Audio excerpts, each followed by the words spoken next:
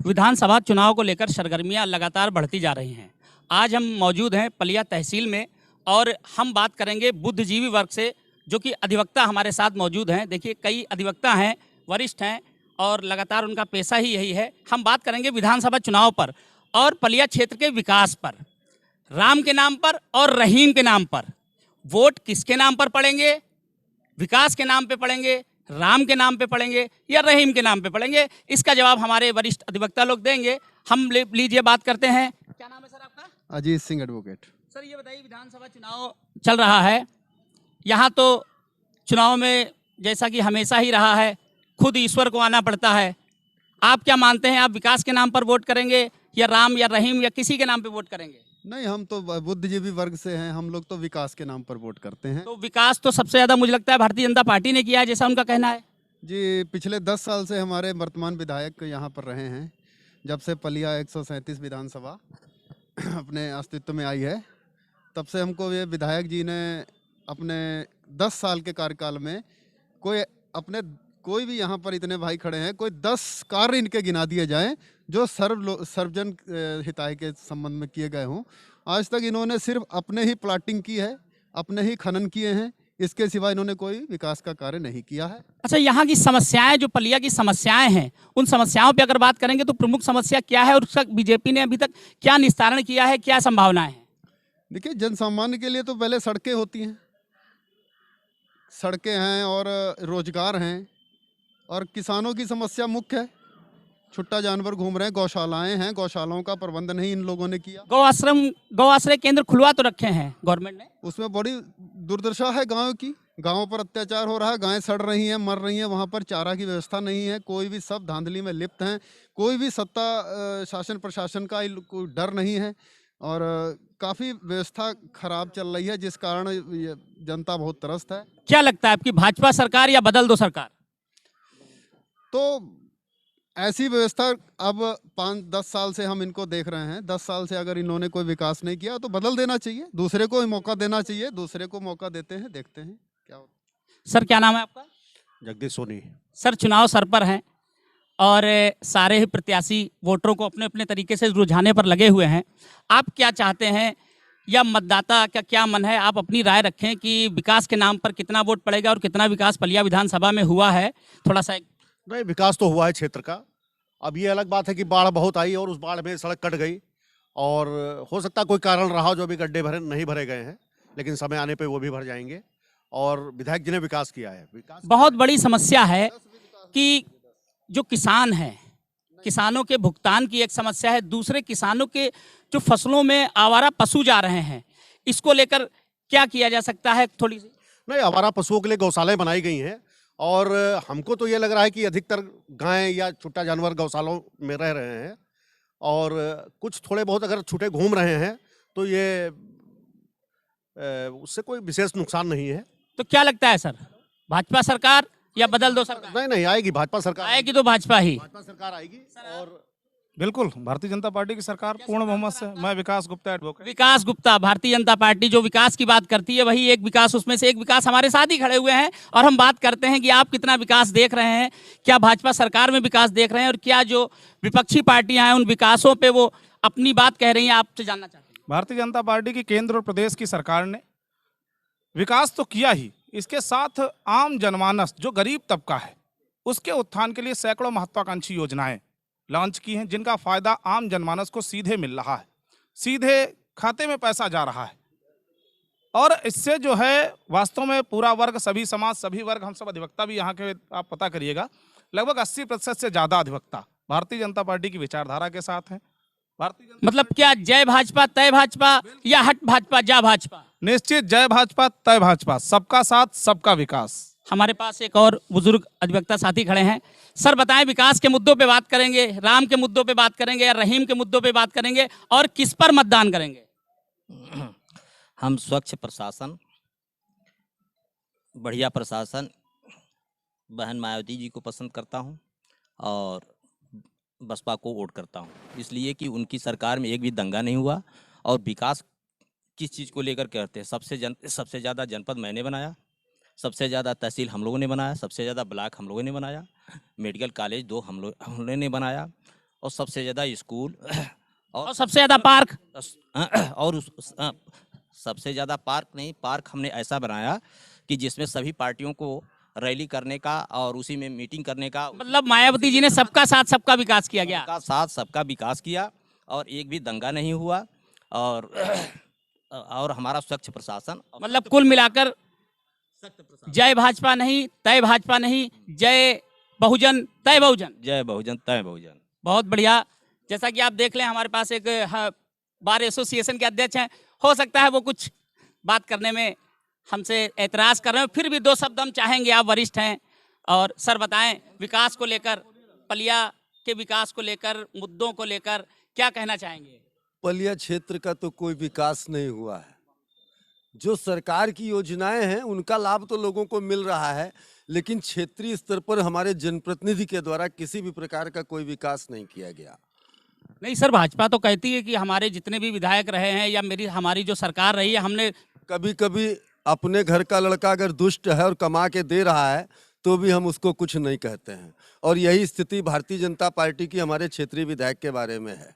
तो सर क्या लगता है, आप क्या कहना चाहेंगे कि मतदाता क्या कर सकता है या उसने अंदर क्या मान रखा है? इसके निश्चित तौर पर जो मतदाता अपने आप को ठगा महसूस कर रहे हैं, खासकर इस विधानसभा में ब्राह्मणों का भी जबरदस्त शोषण हुआ है। यहाँ केवल एक जाति वर्ग और एक कार्य विशेष के लोगों को बढ़ावा दिया गया है। इसका खामियाजा क्षेत्रीय विधायक को भुगतना पड़ेगा। कहीं ना कहीं, जैसे कि बार एसोसिएशन के अध्यक्ष और वरिष्ठ अधिवक्ता आशीष द्विवेदी ने बताया कि इसका खामियाजा क्षेत्रीय विधायक को भुगतना पड़ेगा। अब खामियाजा भुगतना पड़ेगा या वो इस पर खरे उतरेंगे, ये तो 10 मार्च को आने वाले रिजल्ट में ही पता चलेगा। हमारे पास एक ऐसे शख्स खड़े हैं जिनके प्रकाश से दुनिया जगमगाती है और नाम भी इनका है दीपक पंडित। माननीय दीपक जी, बताएं आपने कितना विकास देखा, भाजपा विधायक ने कितना विकास किया?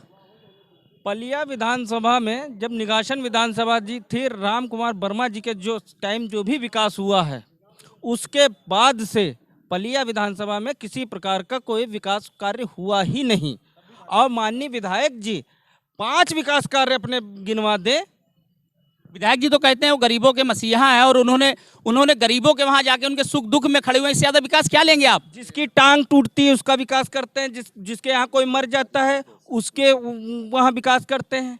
वो राजनीतिक व्यक्ति थोड़ी है, वो व्यवसायिक व्यक्ति हैं, व्यापारी हैं, वो खरीदारी कर रहे हैं।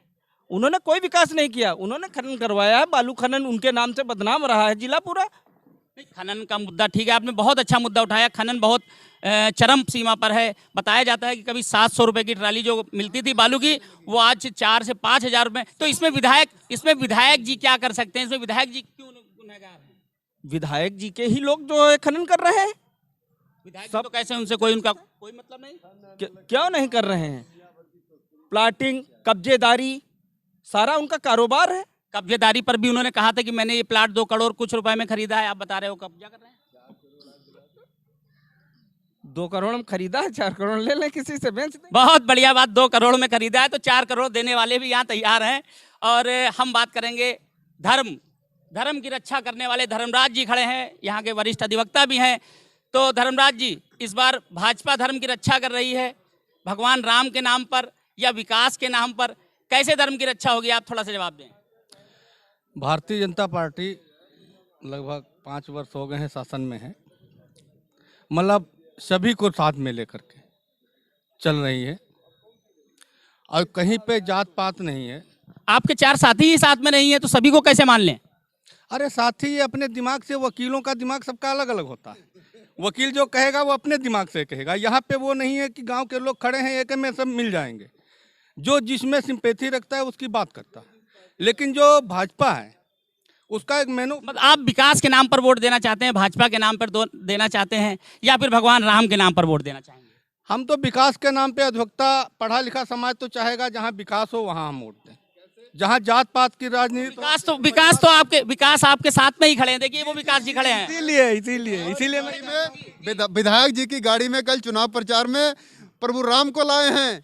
हम इस तरीके के गाने चल रहे थे, विकास का तो कोई गाना ही नहीं चल रहा। प्रभु राम को लाए हैं। प्रभु राम इससे पहले कहाँ थे ये लोग पूछ रहे हैं, यही मैं भी जानना चाहता हूँ। प्रभु राम को राजा दशरथ जी लाए थे।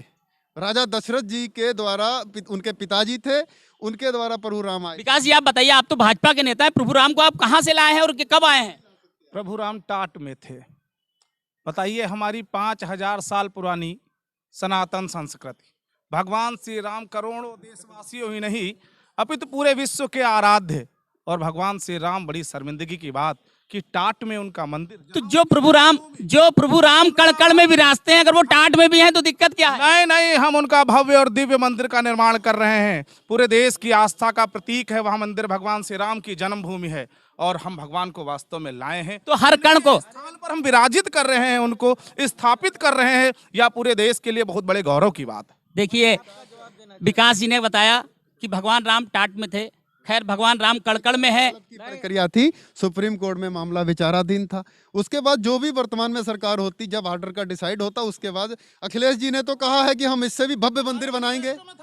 क्या भारतीय जनता पार्टी जीवन भर राम के नाम पे ही भीख मांगेगी? विकास का कोई मुद्दा ही नहीं है। कश्मीर का मुद्दा क्या रहा है? कश्मीर का मुद्दा, कश्मीर में 370 हटाया है, उसके हटने के बाद प्रभाव क्या पड़ा है?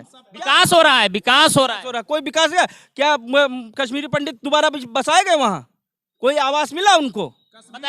बताइए विकास जी, कोई आवास मिला? कोई कश्मीरी पंडित? धारा 370 हमने हटाई, 35A को समाप्त किया है। पंडित जी बता रहे हैं, आपने धारा 370 हटाई, उसमें से आपने इनको कितनी जमीन दिलाई, कितने प्लाट दिलाए? इनको जमीन जायदाद की मैं इनकी बात कर रहा हूँ। अभी आजादी को 70 वर्ष से अधिक हो गए, और एक देश के अंदर 2 प्रधान, 2 विधान, 2 संविधान। जम्मू कश्मीर का झंडा अलग है और हमारे देश का झंडा अलग है।